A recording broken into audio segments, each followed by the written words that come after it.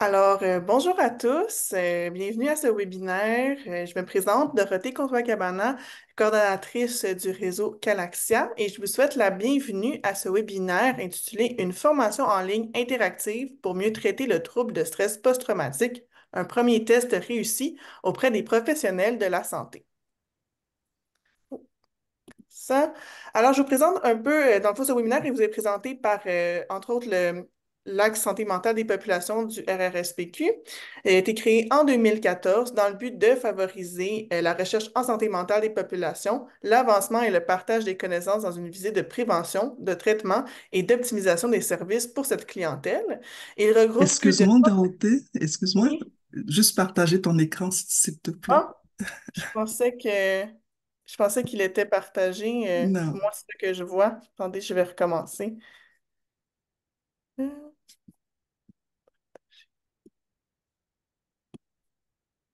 Est-ce que vous le voyez? Ouais, c'est bon. Parfait. Merci. C'était comme sur mon écran, c'était partagé. Je m'excuse. Alors, je recommence. C'est ça. On parlait de l'Axe santé mentale des populations du RRSPQ, qui regroupe plus de 150 membres, chercheurs et associés provenant de milieux qui travaillent sur différentes thématiques diversifiées. L'Axe offre plusieurs opportunités de financement, comme des initiatives structurantes et différentes, comme des concours pour les chercheurs et les étudiants, mais aussi des opportunités de rayonnement des projets de recherche de ses membres. Ce webinaire vous est aussi présenté par le réseau Calaxia. Le réseau Calaxia est un réseau qui met en valeur les connaissances en lien avec la santé mentale des populations auprès de publics diversifiés, comme les gestionnaires et les professionnels œuvrant en santé et services sociaux et aussi dans les milieux communautaires. Cette mise en valeur se fait notamment par des dossiers thématiques, des webinaires, des publications brèves et aussi des ressources en ligne. Pour plus d'informations, vous pouvez consulter le site web et aussi leur présence ils sont très présents sur les réseaux sociaux. Alors, sans plus tarder, juste avant, je vais vous faire un peu de certaines petites consignes qu'on a. Alors, je vous informe que la séance sera enregistrée et par la suite disponible sur le site web du réseau de Calaxia et aussi sur la chaîne YouTube de l'Axe santé mentale des populations. Tout au long de la présentation, nous vous invitons à écrire vos questions dans le module questions et réponses qui se situe au bas de votre écran. Nous aurions une période d'échange à la fin de ce webinaire pour répondre aux questions. Certaines informations complémentaires seront mises à votre disposition dans la section clavardage. Pour toute autre question, notamment les questions techniques, vous pouvez les écrire dans le module conversé et Amel Imbois, la coordinatrice de l'Axe santé mentale des populations, se fera un plaisir de vous répondre. Alors, sans plus tarder, je vais vous présenter nos deux conférencières. Premièrement, on a Suzy Bond, qui est psychologue de formation. Elle a consacré 15 ans de sa pratique aux personnes survivantes de traumatisme. Ses travaux de recherche portent sur l'efficacité des technopédagogies pour former les professionnels de la santé à mieux intervenir auprès des personnes survivantes. Il y a aussi Béatrice Pudelco, qui est détentrice d'un doctorat en psychologie cognitive. Elle conduit depuis 25 ans des travaux de recherche appliquée et d'intervention en formation et en éducation des adultes, intégrant les technologies numériques pour illuster et partager l'expertise professionnelle. Alors, sans plus tarder, on va commencer le webinaire. Je laisse la place à nos deux conférencières et bon webinaire à tous.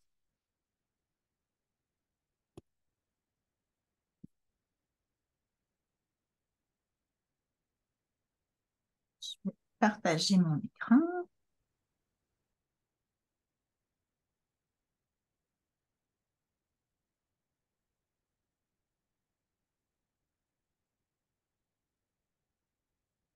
Bon, est-ce que ça va? Bon, parfait. Alors, bonjour, ben, je suis très heureuse d'être ici aujourd'hui avec vous pour vous parler d'une formation en ligne qu'on a conçue pour aider les cliniciens à mieux traiter le trouble de stress post-traumatique et qu'on a commencé à tester.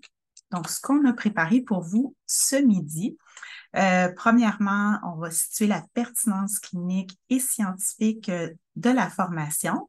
Ensuite, je vais vous présenter la formation qu'on a développée. Je vais laisser ensuite la parole à Béatrice pour qu'elle vous partage les résultats du test du prototype des deux premiers modules et on va conclure avec une brève discussion, notamment sur le temps de formation. Donc, on a un dilemme de ce côté-là dont on voulait discuter avec vous. Donc, d'abord, pourquoi est-ce qu'on a besoin d'une formation en traitement du TSPT?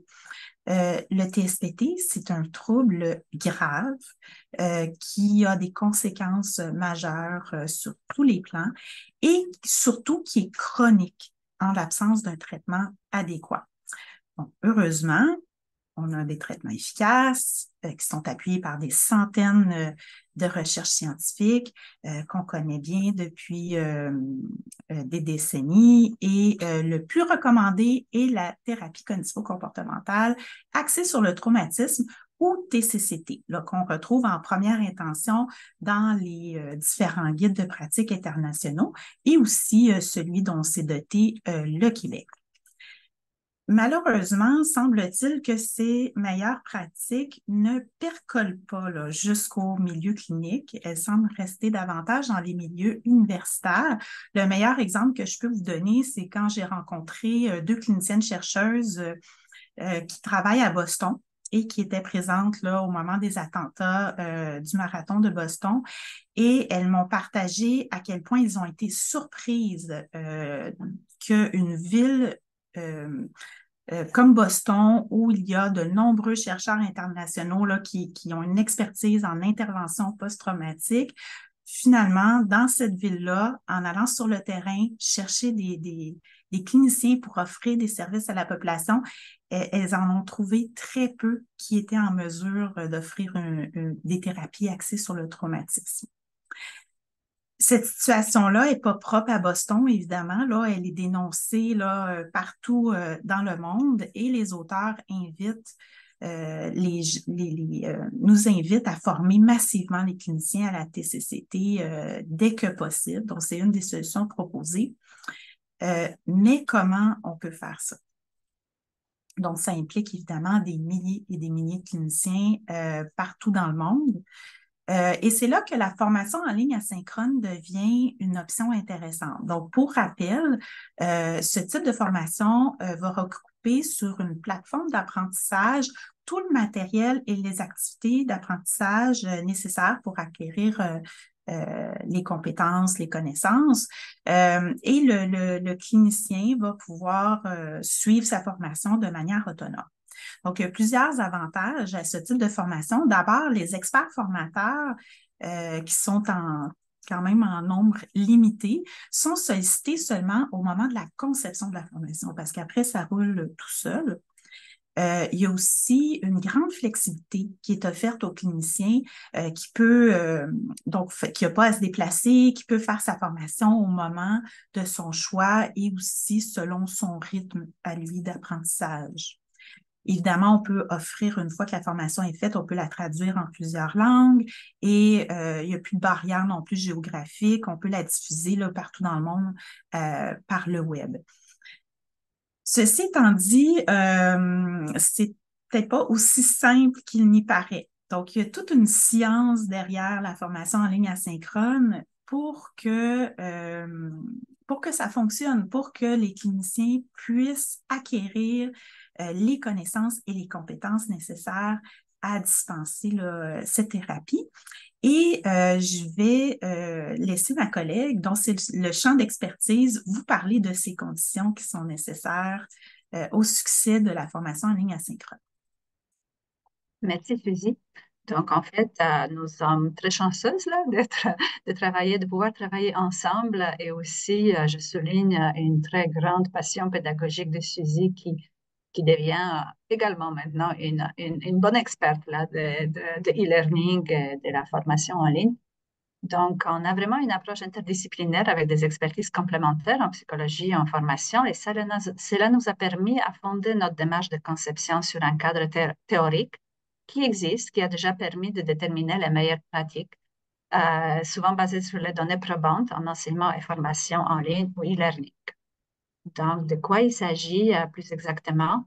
Il s'agit d'un cadre théorique qui est constitué... Ah, excuse-moi, suivant, Suzy. Ce cadre théorique est constitué de deux théories principales, la théorie de l'apprentissage multimédia de Richard Mayer et la théorie de la charge cognitive de John Sweller et évidemment de très nombreux collaborateurs de ces deux chercheurs. Et ces deux théories ont donné lieu à de très nombreuses recherches expérimentales qui ont permis de déterminer quelles sont les stratégies, les méthodes et les façons de l'utilisation des médias favorisant l'apprentissage en ligne. Et donc, en favorisant de façon continue et soutenue l'engagement dans la formation des apprenants. Évidemment, il n'est pas question ici d'entrer dans les détails de ces recherches, mais sachez que les ouvrages dont nous avons mis ici à plusieurs vignettes, là, donc les couvertures existent et ces ouvrages présentent de façon accessible et pratique ces différents principes, les meilleures pratiques. Ils sont régulièrement aussi mis à jour pour tenir compte de l'avancement des connaissances. Donc, suivant, merci Suzy. Donc, pour notre part, nous avons choisi, non, pas suivant, on est toujours là sur, je ne sais pas, attends un petit peu. Je vais mieux voir mon écran. Voilà. Donc, les trois principes en question qui sont affichés ici, il s'agit donc de la pertinence, de la cohérence et du transfert. Donc, c'est des mots courts, là. Je pense que chacun peut bien comprendre la signification, mais évidemment, là, dans le cas théorique, il couvre assez large. Cependant, il est possible de les expliquer de façon assez brève en soulignant le fait que la pertinence, c'est principalement tout ce qui concerne l'analyse approfondie des tâches, des compétences et des besoins de formation en collaboration avec le public professionnel cible. Donc, la pertinence de la formation qui va être offerte, là, elle se joue vraiment dès le départ, là, donc lors de cette analyse des compétences que l'on souhaite développer durant la formation. Par la suite, un autre grand principe, c'est celui de la cohérence, donc de l'explicitation, de l'organisation et de la progression de connaissances complexes. Donc, tout ce qui concerne la façon dont le contenu va être finalement transmis et présenté. Donc, il ne s'agit pas juste de le présenter d'une seule shot, mais c'est aussi très relié, d'où la double flèche, là, à la question là, de transfert dans la pratique. Donc, de quelle façon, là, finalement, la formation va être reliée de façon étroite à la pratique professionnelle, aux tâches que les professionnels ont à réaliser. Donc, toute la démarche pédagogique, les scénarios, les activités d'apprentissage, il faut y penser dès le départ à cette question de transfert. Ça se joue donc dès le départ de la conception de la formation. Donc, pour notre part, là, plus concrètement, suivant, Suzy, merci. Comment ça se concrétise là, dans la conception de la formation. Donc, par exemple, il s'agit d'assurer un fil conducteur immersif tout au long de la formation. L'immersion, elle a plusieurs significations. C'est à la fois l'immersion qui, c'est la façon là, finalement de recréer un contexte qui rapproche de la pratique, qui fait toujours penser à la pratique et qui permet de faire des liens avec la pratique, mais aussi une immersion dans un contexte de formation dans lequel les gens vont se sentir engagés, soutenus, vont avoir un intérêt. Donc, la question de la transmission du contenu, donc ce principe dont on a parlé de la cohérence, c'est à la fois toute la question donc, de l'expertise, donc des connaissances scientifiques, dans notre cas, sur les meilleures pratiques de traitement du SPT, mais aussi une intégration autant que possible de l'expérience là, donc de personnes qui forment, formateurs, de formatrices, qui évidemment doivent expliciter en lien avec l'expertise leur expérience, c'est toujours un grand atout. La diversité des activités d'apprentissage est primordiale pour favoriser l'engagement, la motivation, l'intérêt. Donc, évidemment, tout cela doit être cohérent par rapport aux visées, aux objectifs et aussi à l'évaluation lorsque celle-ci existe. Donc, le principe, quand il est bien connu sous le terme un petit peu barbare de l'alignement pédagogique, mais c'est une façon très, très intéressante de mettre en œuvre les meilleures pratiques e-learning en formation. Et évidemment, l'adéquation entre les médias qui vont être choisis, qui doivent être non seulement variés, mais qui doivent être surtout pertinents là, par rapport au contenu et aux compétences que l'on vise. Suivant. Donc, une autre bonne pratique qui est à favoriser et à valoriser dans e-learning, même si ça donne souvent lieu à énormément de travail de conception, mais c'est vraiment la façon de favoriser l'apprentissage basé sur les cas. Donc, l'apprentissage basé sur les cas, les exemples, les cas cliniques, c'est primordial parce que cela permet justement un meilleur transfert dans la pratique. L'utilisation des contre-exemples démontrait non seulement ce qui est bon de faire, mais aussi ce qui est peut-être moins bon de faire ou même erroné de faire, l'utilisation des erreurs aussi pour favoriser l'apprentissage, la présence de la rétroaction nombreuse, informative autant que possible à différentes étapes de la formation. Donc, les exercices qui permettent de pratiquer, d'observer, qui permettent de s'engager dans une simulation de la pratique sur différentes composantes d'une tâche complexe, et l'intégration de perspectives multiples parce qu'habituellement, dans nos domaines, il n'y a pas juste une seule façon de percevoir les choses, ni une seule façon de voir les choses. Donc, même lorsqu'il s'agit de pratiques basées sur les données probantes, évidemment, il y a toujours la place là, à la discussion et aux nuances là, qui doivent être apportées dans la démarche de formation et dans le contenu. Suivant. Merci, Béatrice, pour cette mise en contexte. Donc, en 2022, on a obtenu le financement de la Croix-Rouge canadienne pour créer cette formation qui va être à la fois basée sur les meilleures pratiques en trauma et les meilleures pratiques en formation en ligne. Donc, d'abord, le volet 1, la conception de la formation pour la TCCT. Et le financement inclut un deuxième volet, un projet de recherche qui vise à évaluer l'efficacité de la formation. Parce que c'est pas tout de faire une formation, mais on veut savoir est-ce que cette formation-là va permettre l'acquisition des connaissances, l'acquisition d'habiletés cliniques, le transfert dans la pratique et le maintien de tout ça dans le temps. Alors, donc quand Béatrice parlait de pertinence et qu'il faut faire une analyse fine de la tâche du clinicien, des compétences à acquérir, on est allé chercher plusieurs sources d'informations. D'abord, une revue approfondie de la littérature scientifique sur le trauma. On est allé aussi faire des groupes de discussion ou focus group à travers le Canada, donc auprès de nos professionnels de la santé cible, pour aller chercher leur point de vue sur leurs besoins. Donc, on a fait une analyse de besoins auprès des professionnels, ce qui nous a donné plein de pistes intéressantes complémentaires à la littérature scientifique et ce qui nous a permis d'élaborer un modèle de compétences avec de très, très nombreuses compétences qu'on a vraiment définies et décortiquées. Et ensuite, on est allé valider tout ça auprès d'une dizaine d'experts du domaine du trauma. Alors, ce qui nous amène à la structure de la formation qui comporte 10 modules qui sont répartis en 3 sections et qui reflètent la tâche que le clinicien doit faire lorsqu'il dispense une TCCT. Donc, d'abord, il doit évaluer de manière approfondie. Donc, on va couvrir toutes les facettes de l'évaluation. Donc, planifier ensuite le traitement de manière personnalisée. Ensuite, un passage obligé avant de confronter ses peurs. Donc, on veut apaiser la personne, diminuer l'activation. On va faire ça en l'informant par l'éducation psychologique, ce qui va la rassurer.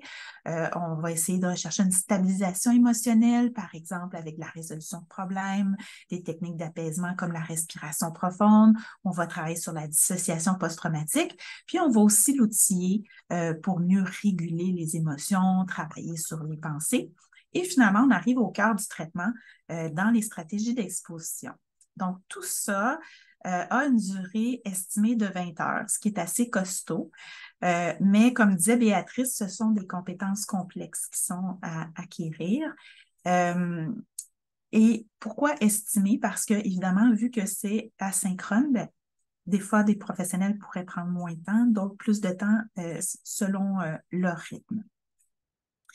Pour ce qui est de la transmission de l'expertise, donc il y a moi principalement qui va être le fil conducteur tout au long de la formation, mais j'ai aussi, il y a aussi des experts formateurs qui vont être interpellés tout au long de la formation pour venir apporter des précisions dans leur champ d'expertise respectif.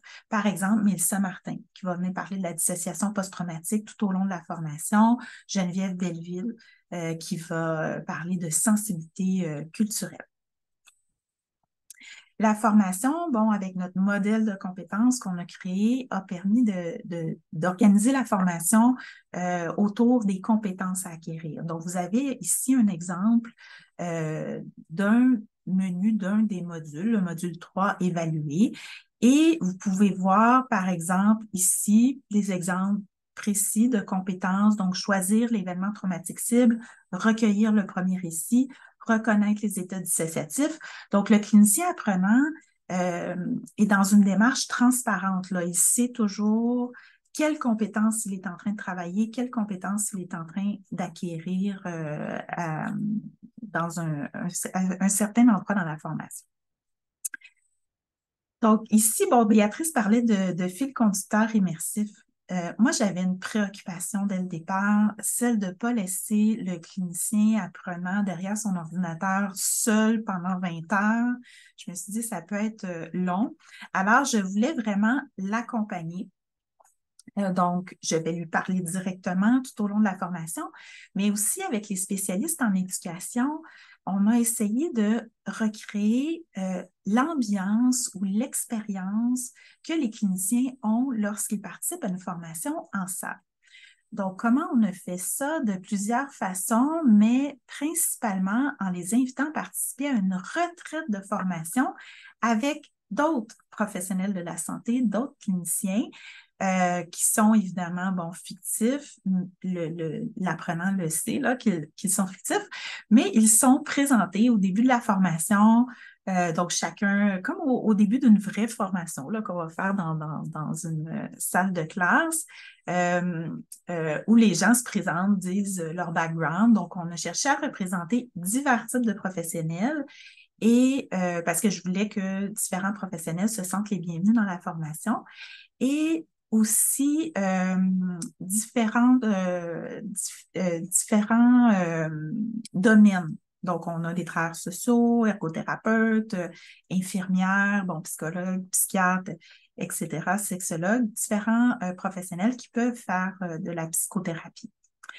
Et lorsque Béatrice parlait d'intégration de perspectives multiples, ils vont échanger ces professionnels-là. Et je vais aussi amener des questions par leur biais, mais dans leur domaine respectif. Donc, ce qui fait vraiment une pluralité là, de perspectives dans la formation. Donc, on a aussi une diversité de cas cliniques qui servent à la fois pour l'apprentissage, mais aussi pour le fil conducteur. Donc, ces cas-là, dont vous avez quelques exemples ici, il y en a d'autres, ont été choisis pour représenter une diversité d'événements traumatiques, mais aussi une diversité de présentations cliniques. Donc, par exemple, Julia qui a subi de la violence conjugale, donc elle, la dissociation est très présente dans son cas, alors qu'Elena qui a perdu sa mère par suicide, on est plus dans la culpabilité. Donc, l'apprenant va pouvoir mettre ses nouvelles connaissances à l'épreuve là, avec ces divers cas cliniques qui reviennent tout au long des 10 modules. Donc, diversité d'activités d'apprentissage aussi pour maintenir l'intérêt, la motivation. Donc, ce que vous voyez ici, ce sont les icônes qu'on a regroupées. Donc, chacun de ces icônes annonce sur le site de la formation le type d'exercice ou le type d'activité d'apprentissage. Donc, on a des activités de type apprenez en plus, où on fait plus un transfert de connaissances. On a des activités de type analyser l'intervention, où là, on est plus dans l'application des connaissances, et même aussi des activités de type réflexive avec, en haut à droite, là, vous avez « Et vous », où le clinicien se questionne sur sa pratique. En termes d'adéquation entre les objectifs, les activités et les médias, donc on a vraiment réfléchi à chaque fois quand on avait de l'information à transmettre, une procédure à transmettre, est-ce que c'est nécessaire d'avoir une vidéo? Est-ce qu'une balado fait l'affaire? Ou est-ce qu'un document texte, par exemple, peut faire l'affaire aussi, ou un simple schéma sur la page de formation? Donc, à chaque fois, on était bien préoccupés de respecter ce principe d'adéquation. On a beaucoup aussi de démonstrations cliniques dans la formation, ce qui nous a été demandé là, quand on a fait nos groupes de discussion avec les professionnels de la santé. Donc, ils veulent voir comment le clinicien doit appliquer. Sauf que seulement regarder une démonstration clinique de manière passive, ça ne va pas nécessairement générer la compétence. Donc, dans la formation, oui, il y a des démonstrations cliniques, mais à chacune d'elles, le clinicien doit être actif, doit se questionner, doit faire quelque chose. Par exemple, doit appliquer les connaissances en cherchant est-ce que dans ce que je vois, le clinicien a bien fait tout ce qu'il devait faire dans cette intervention-là. Ou au contraire, quand Béatrice parlait de contre-exemple, est-ce que le clinicien présentement est en train de faire des erreurs? Est-ce qu'il y a des choses qu'il ne devrait vraiment pas faire qu'il est en train de faire? Donc, l'apprenant est toujours actif cognitivement en train de rechercher ces choses-là. Autre type d'activité ici où l'apprenant est bien engagé dans la tâche, puis aussi on essaie avec la situation authentique dont Béatrice parlait, de se rapprocher le plus possible de ce que l'apprenant doit faire. Donc ici, vous avez une capture d'écran, mais ça représente des vidéos où l'apprenant accompagne la personne survivante avec son intervenant. On ne voit pas l'intervenant ici dans la vidéo, là, mais la personne est à droite. Et la vidéo s'arrête et là, on demande à l'apprenant, le clinicien apprenant, qu'est-ce que vous devriez faire à ce moment-là? Qu'est-ce qui devrait être fait? C'est quoi la prochaine étape, etc. Et là, ensuite, une fois qu'il a réfléchi, il peut repartir la vidéo et là, il voit finalement quelle est la prochaine étape. Est-ce qu'il avait fait une erreur? Quand Béatrice parlait, c'est important aussi de faire des erreurs pour apprendre. Donc, on a même une 5 séances d'exposition où le clinicien apprenant va suivre la personne dans une exposition à la Grande Bibliothèque de Montréal. Et là, il va se positionner à chaque fois sur qu'est-ce qui devrait être fait. Beaucoup aussi de tests de compréhension pour s'assurer que les apprenants ont bien saisi l'information. Et aussi, vous remarquerez, bon, avec rétroaction, hein, Béatrice parlait que la rétroaction, c'est important. Donc, à chaque fois, c'est bien expliqué pourquoi c'est cette réponse qui est la bonne. Et aussi avec situation authentique où, là, le plus possible, à chaque fois qu'on pose des questions, on essaie que les gens l'applique à un cas. Donc, vous voyez, Maureen est agent de sécurité. Donc, on est vraiment dans l'application ici. Et on termine chaque section, chaque module avec des résumés qui sont faits, des ressources. En fait, je pourrais continuer comme ça là, pendant plusieurs heures. Il y a beaucoup d'autres choses que j'aurais pu vous montrer, mais le temps étant limité, je pense que je vais m'arrêter ici. Et passer la parole à Béatrice concernant le test du prototype des 2 premiers modules. Donc, la conception est terminée, mais on vous parle du test des 2 premiers modules que nous avons fait en juin dernier. J'étais tellement engagée dans la présentation, c'est sûr que j'ai oublié d'ouvrir mon micro. Merci de me passer la parole. Donc, on peut afficher la diapo suivante. Effectivement, là, dans cette présentation, aujourd'hui, nous parlons uniquement de tests d'un prototype. Nous avons un grand objectif d'évaluer l'efficacité de toute la formation avec de nombreuses personnes, mais dans notre démarche là, donc de recherche et de formation, nous avons inclus un test du prototype de basis usage continué.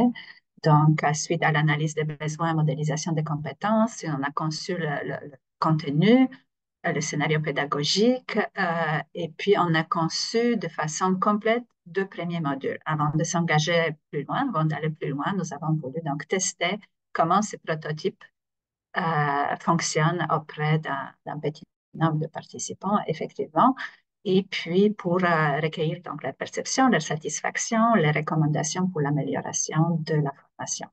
Donc, par la suite, là, comme vous voyez, nous avons créé une formation complète, c'est sur le point d'être achevée. Et à l'étape de l'évaluation, ça va être l'évaluation de l'efficacité de la formation dans notre recherche qui va prendre forme d'un essai randomisé contrôlé, pilote. En tout cas, ça, on pourra vous reparler dans l'avenir proche. Et enfin, l'implantation dans les milieux mise en marché. Donc, l'importance du prototype, du test de prototype, c'était quand même pour nous une étape importante, là. C'était vraiment la mise à l'épreuve là, du concept, de nos choix pédagogiques, de l'organisation du contenu et de tout ça. Donc, diapo suivante. Merci, Suzy. Alors, le test a été fait avec 10 participants qui ont été choisis selon certains critères et il fallait déjà qu'ils aient pratiqué, qu'ils soient actifs en pratique, qu'il ait un certain nombre là, finalement de cas d'accompagnement de personnes avec ces troubles à l'air actif. Donc, on a cherché une diversité aussi de métiers. Donc, travailleurs sociaux, psychoéducateurs, infirmiers, psychologues, conseillers en orientation, médecins de famille. Euh, Vas-y, Suzy. Merci. Et donc, nous avons pu tester 2 premiers modules qui sont se préparer et repérer. Et c'est des modules importants, hein, parce que le repérage, c'est vraiment une des activités là, qui est très importante. Donc, d'après tout ce que j'ai compris maintenant et appris aussi là, dans cette formation moi-même, j'ai vu à quel point cette question de repérage se pose. Vas-y, Suzy. Merci. Donc, on a utilisé plusieurs mesures, évidemment, c'est un test de prototype, mais on a quand même essayé d'avoir des données quantitatives et qualitatives complémentaires, donc sur l'utilisabilité de la plateforme de la formation et sur la satisfaction et l'appréciation de la formation hein, par, par nos testeurs. Les outils sous forme de questionnaires ont été adaptés des outils déjà euh, validés dans la recherche. Et puis, pour compléter, pour enrichir finalement ces données, nous avons aussi réalisé des entretiens individuels semi-dirigés avec chaque participant d'une durée d'environ 1 heure qui ont été transcrits par la suite et analysés. Suivante, Suzy, merci. Donc, on a analysé des données quantitatives qui ont été recueillies dans Line Survey avec Excel et puis on a fait des analyses qualitatives, donc une sorte d'analyse thématique de contenu plutôt bottom-up, puisqu'on avait déjà certaines catégories quand même que nous avions dans nos questionnaires, mais en plus, on a eu des commentaires libres, donc on a ramassé tout ça et analysé tout ça. Donc, de façon rapide, le temps file, la plateforme de formation, ça, c'était une question importante pour nous parce que euh, notre service de formation continue avec qui nous travaillons à la TLEC sont des spécialistes qui ont déjà fait plusieurs formations de ce type, là, mais évidemment, nous avons souhaité là, que ce soit le plus, comment on dit en anglais, friendly possible, le plus facile d'utilisation possible. Donc, nous avons recueilli des données là-dessus à l'aide de questionnaires sur l'utilisabilité. Suivant, Suzy. Les données nous ont démontré que notre score d'utilisabilité, 78, a démontré qu'il s'agit d'une très bonne acceptabilité là, donc, de l'utilisation de la plateforme, ce qui veut dire que pour les gens, il n'y a pas eu de difficulté et qu'ils aimaient ça, l'utiliser et qu'éventuellement, ils l'utiliseraient sans problème, mais il y a eu quand même des améliorations à faire pour atteindre le score excellent. Donc, on y reviendra par la suite. Là. Donc, ça nous a permis vraiment de formuler plusieurs recommandations sur la navigation et sur la façon d'afficher les menus, sur les exercices, sur les pages. Donc, ça a été quand même très profitable d'évaluer cette utilisabilité-là. Suivant. Et maintenant, en ce qui concerne l'appréciation, quand notre premier niveau d'évaluation, selon le modèle d'équipe Patrick, en ce qui concerne la formation, évidemment, c'est juste un premier niveau, mais c'était quand même aussi très intéressant et en fait, on l'attendait avec grande impatience et on était ravis de voir les résultats, à la fois quantitatifs que qualitatifs, parce que donc les participants ont énormément apprécié la formation. Nous avons recueilli des commentaires carrément des éloges, là, des gens qui voulaient juste continuer à poursuivre la formation, qui étaient vraiment très intéressés donc de façon à assez unanime, là, à la fois les activités d'apprentissage, la façon dont toute la formation a été conçue, centrée sur les problèmes et orientée vers l'application pratique, la cohérence entre les objectifs, les activités et les ressources. Donc, tout ça, ça a été vraiment très, très bien évalué. Suivante. En ce qui concerne la pertinence de la formation, donc vraiment par rapport à la façon dont cela répond à notre objectif, au grand but de la formation, et celui de former les professionnels sur ces pratiques probantes. Donc, c'était pareil, là. De nouveau, de très, très bonnes évaluations et commentaires en général. Et sur les détails, là, les ressources complémentaires, là, tous les outils qui ont été fournis ont été énormément appréciés. Les participants nous ont dit qu'ils ont déjà tout téléchargé ou qu'ils ont déjà, par exemple, utilisé même dans leur pratique les documents, les aides à la tâche, les guides qui ont été proposés dans la formation. Donc, en ce qui concerne la pertinence, pareil, c'était la, la cohérence. Ouais, pertinence. Je pense que cohérence, oui, c'est ça, cohérence, pertinence. On n'est pas dans le même ordre, là, mais c'est bien le sujet, là.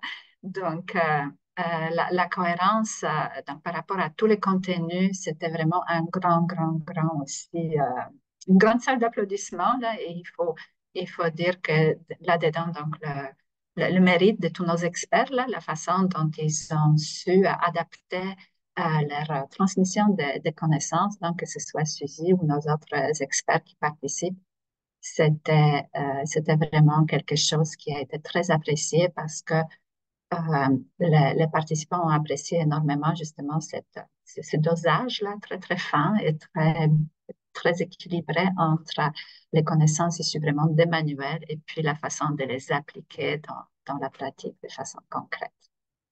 Suivant.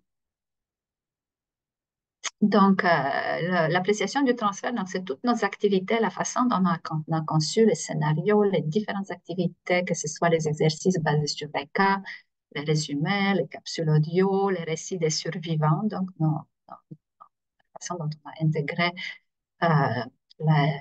les cas en exemplifiant les personnes dans les études de cas, les rétroactions, les échanges, tout ça, ça a été apprécié avec donc seul petit bémol, c'était un petit peu les échanges entre les participants, mais c'était juste un ou deux participants qui ont exprimé les réserves là-dessus.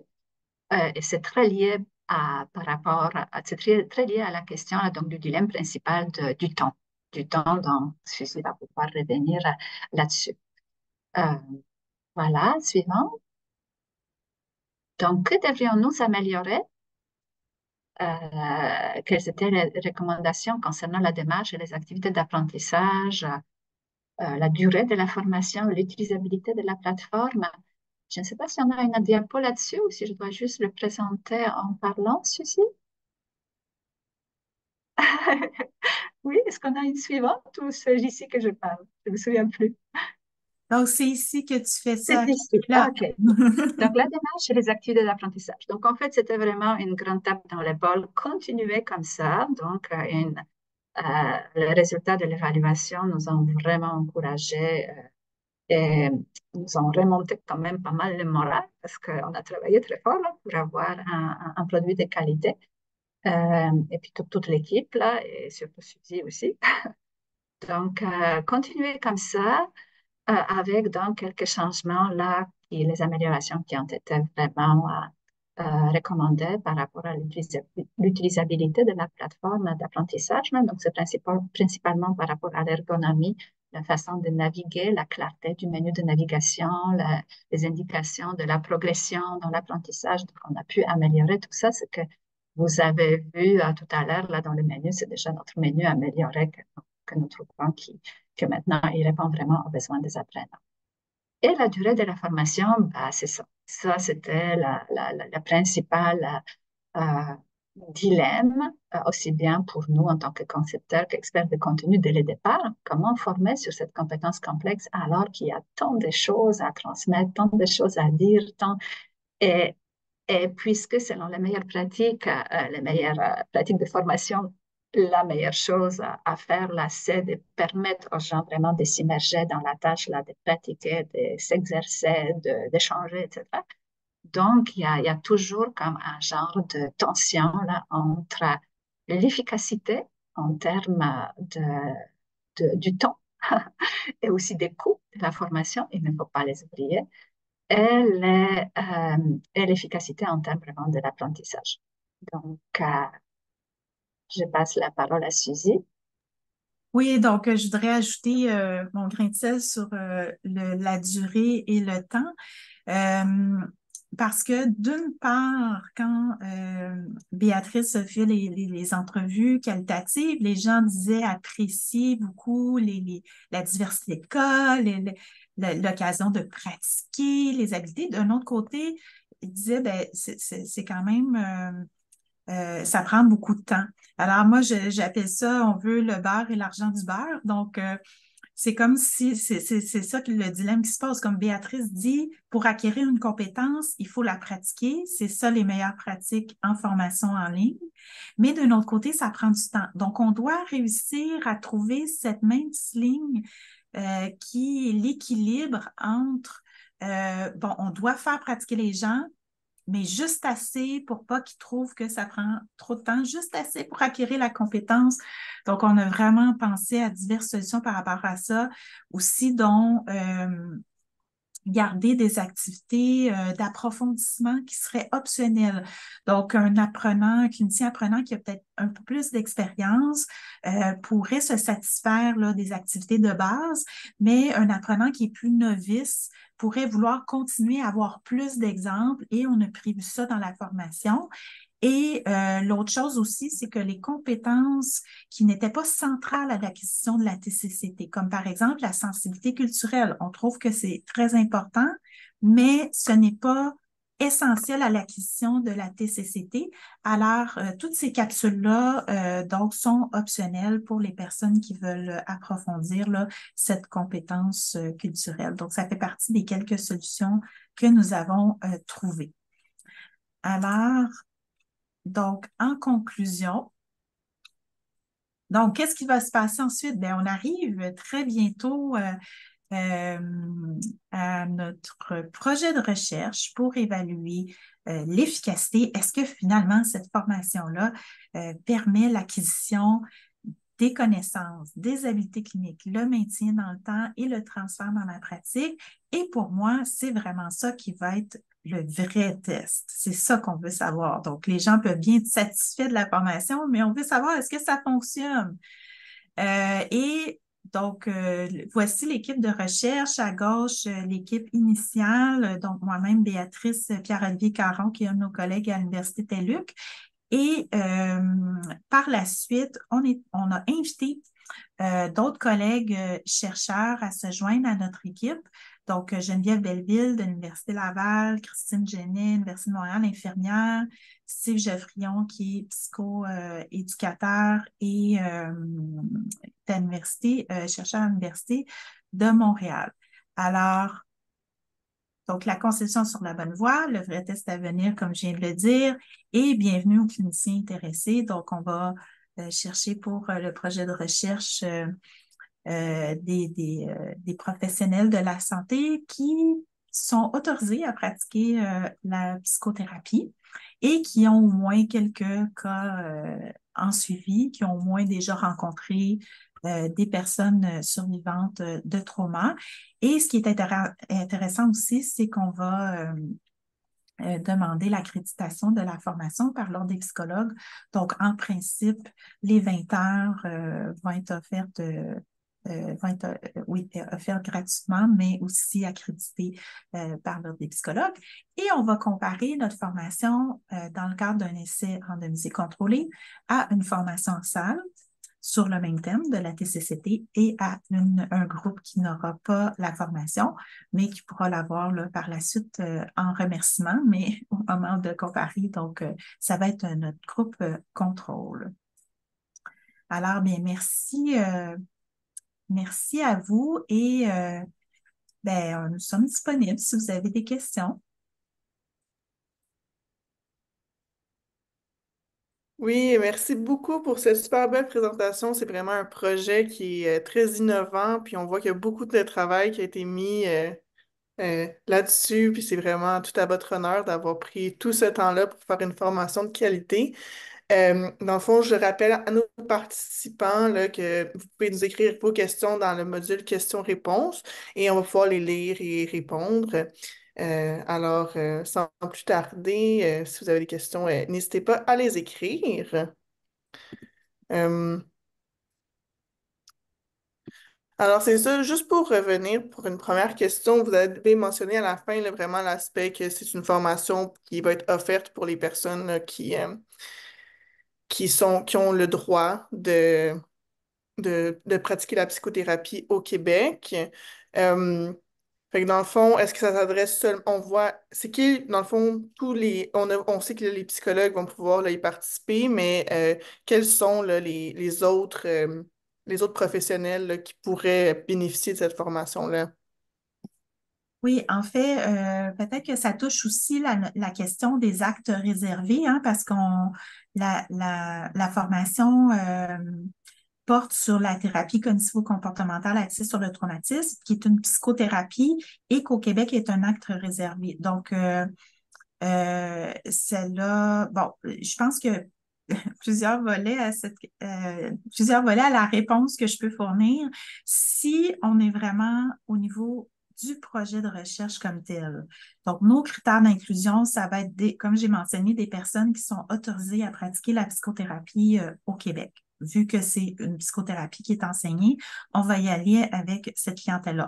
Donc, ça pourrait être une infirmière psychothérapeute, un psychologue, euh, psychiatre, ça pourrait être un travailleur social, psychothérapeute, donc toutes les personnes qui au Québec qui sont autorisées à pratiquer la psychothérapie et qui ont déjà en suivi des personnes. Mais si on y va de façon plus large, on va avoir terminé de tester la formation, ben, elle va être offerte là, par le biais de notre partenaire qui est la formation continue sur mesure, le Centre de formation continue sur mesure de la TELUC. Et cette formation-là, donc la Croix-Rouge veut qu'elle soit offerte à travers le Canada et possiblement à l'international. Et là, ça posait la question des actes réservés parce qu'on s'est rendu compte que ailleurs au Canada et ailleurs dans le monde, c'est pas du tout la même réglementation qu'au Québec. Donc, ailleurs au Canada, par exemple en Colombie-Britannique, une infirmière qui n'a pas de permis particulier pour faire de la psychothérapie peut très bien faire de la psychothérapie. Alors, une fois que la formation va être disponible au grand public, si on peut dire, là, de cliniciens, bien là, à ce moment-là, c'est comme n'importe quelle formation continue, là. Donc, toutes les personnes qui jugent que c'est pertinent à leur pratique pourront suivre la formation. Mais à l'intérieur de la formation, comme on ne sait pas qui va la suivre, est-ce que ça va être quelqu'un à l'extérieur, dans le Canada, à l'extérieur du Canada ou au Québec, on a mis des mises en garde au début des modules qui sont des actes réservés au Québec en disant que vous devez vous assurer que vous êtes en mesure de poser ces actes professionnels-là dans votre juridiction. Soyez-en conscient et vous devez vérifier ça. Donc, c'est une longue réponse, là, mais c'est quand même complexe comme aspect. Oui, puis pour continuer, là, on voit, là, juste pour m'assurer, c'est une formation qui est en français en ce moment. Oui, la première version est en français. Ensuite, donc cet été, on va la traduire en anglais. Mhm. Et éventuellement, possiblement en d'autres langues, mais pour le moment, le début, la première version, puis pour le projet de recherche, c'est en français. Parfait, c'est bon. Puis, euh, est-ce que pour la version anglaise ou dans d'autres langues, vous prévoyez seulement faire une traduction de vos modules que vous avez déjà fait ou vous allez chercher des experts qui, eux, sont des experts en choc post-traumatique, puis qu'ils vont pouvoir amener peut-être une certaine sensibilité culturelle à ce niveau-là? Surtout, je parle parce que je pense que peut-être que la formation québécoise au niveau de traduction, ça pourrait peut-être bien fonctionner vu qu'il y a des similarités, mais si on parle de d'autres cultures, il y a peut-être certains trucs, peut-être qu'avoir d'autres experts. J'aimerais ça vous entendre là-dessus. Est-ce que vraiment juste une traduction, c'est assez parce que c'est quand même une technique universelle ou d'avoir vraiment ces experts-là qui viennent de différentes régions pour venir complémenter serait nécessaire? Oui, donc c'est quelque chose à laquelle on a réfléchi. C'est sûr que la formation va évoluer. Donc, il y a plusieurs étapes. Le budget qu'on a initialement, c'est pour la créer dans un premier temps, tester est-ce que ça fonctionne et traduire en anglais pour le Canada. Donc, c'est comme le principe de base. Donc, on va aller essayer de chercher des experts qui seraient au Canada dans le même domaine qui pourraient venir faire les capsules de formation pour remplacer, disons, nos experts du Québec. Mais maintenant, donc je dis éventuellement, il pourrait avoir un projet de, par exemple, que ça soit en Ukraine. Donc, on a déjà prévu qu'un des cas, c'est une réfugiée ukrainienne.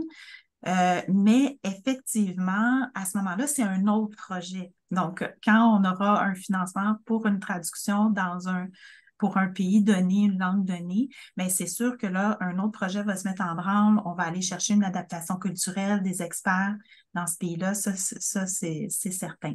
Mais on ne repart pas de zéro, au fond. Donc, c'est ça, quand on disait, ça facilite la diffusion, c'est qu'on va adapter la Mhm. formation à la culture. Super. Puis, une autre question. Est-ce que vous êtes dans votre genre de formation, est-ce que vous êtes les premiers à créer ce genre de formation ou sinon est-ce qu'il en existe déjà? Puis s'il en existe déjà, en quoi est-ce que la vôtre se diffère de ceux qui sont déjà disponibles? Je vais laisser Béatrice répondre à cette question-là. Oui. C'est sûr qu'il y en existe déjà, je vais dire, dans le domaine de la santé en général, mais aussi dans d'autres champs professionnels. La formation en ligne aujourd'hui, comme vous savez, elle est en poupe, là, surtout depuis la pandémie. C'est quelque chose qui va se populariser, se généraliser. Je ne pense pas qu'elle va disparaître. Les gens apprécient beaucoup de choses dans la formation en ligne, qu'elle soit synchrone à synchrone. Maintenant, si la formation synchrone semble davantage à des pratiques de formation en salle, et effectivement, n'exige pas autant d'efforts de conception des activités qu'une formation asynchrone et autoportante, ce genre de formation aussi déjà existe de plus en plus. Maintenant, la principale question qui se pose, c'est est-ce que ce genre de formation asynchrone et autoportante sont vraiment efficaces? Est-ce qu'ils sont de bons vecteurs de formation en ce qui concerne non seulement la diffusion de connaissances, tout simplement information. Il ne suffit pas de mettre en place un site web là, qui va donner des exemples ou un manuel en ligne, là, mais bien des compétences. Donc, par rapport à ça, il y a eu des efforts qui ont été mis dans le domaine de la santé par rapport aux thérapies différentes, finalement pratiques basées sur les données probantes, que ce soit euh, bon, en santé mentale en général, mais aussi pour les TSPT ou d'autres troubles liés au trauma. Donc, nous avons fait des revues de littérature. Vous pouvez trouver des références aussi sur nos sites web, là, dans nos publications qui sont disponibles là, sur le site web de la TELUC aussi. Donc, euh, de plus en plus, les gens on réalise que oui, et c'est ce que demande aussi notre étude, c'est que ces formations-là sont efficaces pour les connaissances, mais en ce qui concerne les compétences, c'est toujours le grand point d'interrogation. Mais ce qu'on voit aussi, c'est que c'est extrêmement difficile de comparer, donc de réaliser finalement des comparaisons de formation, des études sur l'efficacité des formations, parce que habituellement, ce sont des objets tellement complexes qu'il faut donc décomposer en morceaux pour vraiment essayer de retrouver ben, c'est quoi l'ingrédient actif de l'apprentissage là, qui a fonctionné dans cette formation-là, dans une autre formation, en quoi elles sont comparables, est-ce qu'on a eu les mêmes activités ou pas, la durée, le contenu. Donc, il y a vraiment toute une question méthodologique là, qui est complexe et importante à résoudre. Ça va de l'avant. Et puis, de plus en plus aussi, les chercheurs vont se baser sur les cadres théoriques comme celui de l'apprentissage multimédia et puis tout ça. Mais de façon vraiment très explicite, dans un processus de recherche finalement basé sur le design, qui est notre cas. On fait un design, on les teste et on évalue, on est très conscient des décisions des designs qu'on prend. Euh, c'est quand même une recherche pas mal, une conception déjà pas mal novatrice. Et donc, le fait de l'évaluer aussi avec un essai randomisé contrôlé, ça va être un aspect novateur.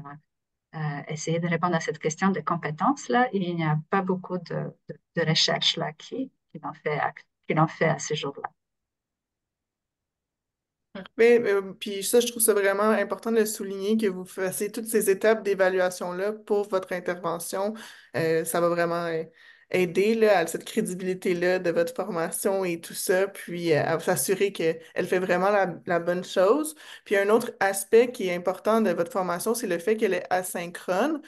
Bon, peut-être que je déduis, puis vous me direz si c'est une mauvaise déduction de ma part, mais j'imagine que c'est dû à peut-être l'aspect du temps, le fait qu'elle est asynchrone, mais est-ce qu'il y avait aussi d'autres raisons ou est-ce que c'était une des raisons pourquoi elle est de façon asynchrone? Ben, c'est surtout aussi le fait de pouvoir, la disponibilité limitée des formateurs. Donc, si on essaie de regrouper de manière synchrone des gens, c'est laborieux. Tandis qu'une fois qu'on a conçu cette formation-là, ben, il peut y avoir 1000 personnes là, qui la suivent et qui bénéficient de, de toutes les activités d'apprentissage. Donc, ça ouvre des possibilités. Par exemple, quand je parlais d'accompagner sur le terrain, à chaque étape que l'apprenant se demande, est-ce que là, dans la prochaine étape de l'exposition, est-ce que ça devrait être telle chose que je fais? Ben, c'est un peu limité là, quand on est dans une formation en salle ou une formation en ligne asynchrone devant un bassin de personnes. Euh, il n'y a pas cette possibilité d'individuellement d'aller chacun pratiquer à ce point là, chaque composante de la tâche. Donc, je pense que c'est bon, le fait, oui, les experts formateurs sont limités, mais aussi pour vraiment que ça ouvre là, toutes les possibilités de vraiment approfondir chaque compétence pour chaque personne. Oui, c'est vraiment ces deux aspects-là. L'accessibilité, donc extrêmement important, étant donné les énormes besoins de formation là, sur ces sujets qui ont été constatés à travers le monde. Là. Mais d'autre part aussi le fait là qu'effectivement, comme dit Suzy, là, la technologie nous offre aujourd'hui des possibilités de réaliser des activités engageantes, intéressantes, personnalisées, etc., etc. Évidemment, ça demande du temps. Donc, il y a toujours la question de coût. Donc, cette question-là de comment le faire là, de façon à ce que ce soit le plus engageant possible, mais en même temps, quand même, en, en donnant un exemple viable là, pour d'autres personnes qui voudraient peut-être s'inspirer là, de ce type de formation. Euh, oui, donc c'est ça, la question de l'accessibilité et la question là, de l'efficacité. Et il y a une méta-analyse importante qui a été réalisée en 2004 par Abramis et ses collègues de l'Université Concordia sur l'efficacité de la formation en ligne. Et cette méta-analyse-là a démontré que, en fait, euh, lorsque la formation asynchrone est bien conçue, donc on revient à cette question là-bas, ça veut dire quoi bien conçue? Alors elle est plus efficace qu'une formation synchrone moyenne. Donc, c'est ça. On compte là-dessus. On va vraiment essayer d'évaluer cet aspect-là avec notre recherche. Parfait. Est-ce qu'on a le temps pour une autre question, Armel, ou on... J'avais une petite question, mais je vois le temps filer aussi. Mais en fait, moi, c'était plus par rapport à l'évaluation. Je me demandais si déjà vous avez une idée des indicateurs que vous souhaitez regarder. Voilà, c'était un peu ça, ma question. Béatrice, est-ce que tu... Non, vas-y, commence par rapport aux Oui, instruments. OK. Euh, bon, donc, c'est sûr qu'il y a beaucoup de choses qu'on veut aller chercher, mais si on réduit ça, là, à ce qui est le plus simple ou nos principales mesures, bien, on aurait une évaluation des connaissances avec un test de 25 questions qui irait couvrir l'ensemble là, de la formation. Ensuite, on aurait une mesure pour les habiletés cliniques. Et comment on va faire ça? On va créer un patient virtuel et cette personne va être comme un stimulus là, pour que l'apprenant donc mette en application ce qu'il a appris dans la formation. Et ensuite, on va pouvoir, avec deux personnes qui vont être formées pour coter ce que finalement la personne va avoir mis en application devant le patient virtuel, donc pour avoir notre mesure des habiletés cliniques. Et on va avoir, c'est très difficile d'avoir une mesure de suivi à long terme, mais on veut faire un suivi de 3 mois pour voir est-ce que les connaissances et les habiletés, donc on va les mesurer avant la formation, après et à 3 mois. Est-ce que ça se maintient au moins jusqu'à 3 mois? Euh, quand on a fait la littérature, ce qui a été démontré, c'est que c'était un défi là, de maintenir. Donc, même si c'était acquis après la formation, après, rapidement, il y avait un déclin là, de ce qui avait été appris. Donc, on veut voir, est-ce que notre formation, de la manière dont elle est conçue, est-ce que ça permet ce maintien au moins jusqu'à 3 mois post-formation? Et on voulait avoir un petit volet transfert dans la pratique avec un journal de bord où le clinicien devrait indiquer avec des feuilles préformatées à chaque fois qu'il y a une personne sur le forme qui l'accompagne, quelles sont les stratégies cliniques là, qu'il a mis en application auprès de cette personne-là. Et ce journal de bord-là évoluerait là, tout au long de la formation. Donc, on essaierait de voir est-ce que il met là, de plus en plus en application là, les stratégies dans sa pratique.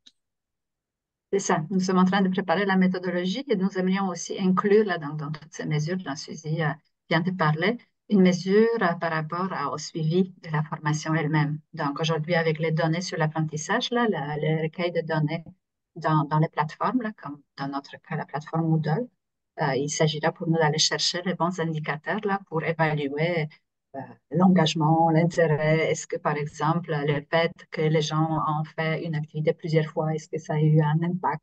Est-ce que le fait qu'ils ont sauté une activité, est-ce que ça a eu un impact? Donc, c'est cette question-là de, finalement, dans les formations asynchrones, comme ça, l'autoportrait, est-ce que les gens ont vraiment suivi la formation? Qu'est-ce qu'ils ont fait exactement? Combien de temps ça leur a pris? Ça aussi, donc, on aimerait recueillir des données là-dessus là, pour l'intégrer là, dans notre évaluation.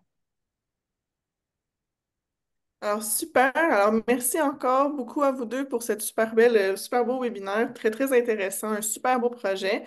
Alors, pour ceux qui nous écoutent, dans les jours qui suivent, vous allez recevoir un courriel avec toutes les informations concernant l'enregistrement du webinaire et aussi les diapositives. Ces mêmes informations vont être disponibles sur le site web du RRSPQ, sur la page YouTube de l'Axe Santé mentale des populations et aussi sur le site web de Calaxa. Alors, je vous souhaite à tous une excellente journée et à la prochaine. Merci beaucoup. Merci Merci aux pour organisateurs. l'invitation. Merci aux participants. Au revoir.